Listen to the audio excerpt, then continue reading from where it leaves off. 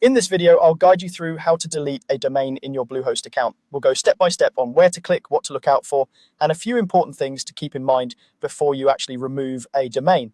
By the end, you'll know exactly how to do this confidently and safely.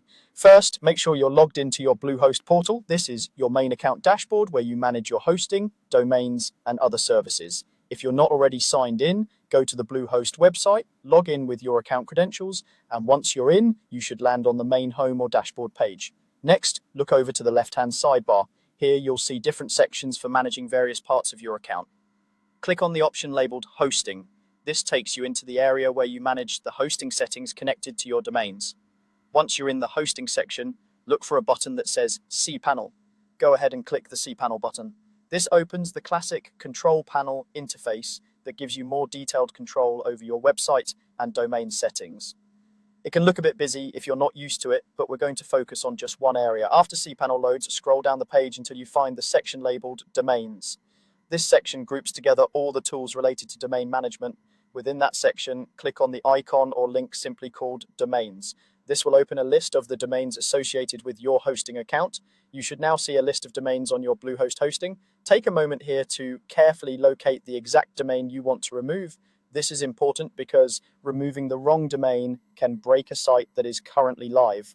Double check the spelling of the domain and make sure it's the one you no longer need or that you're intentionally removing.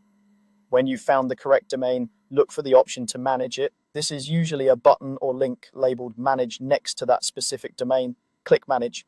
This will take you to a detailed page showing settings and options for that individual domain. On the domain management page, scroll all the way down to the bottom.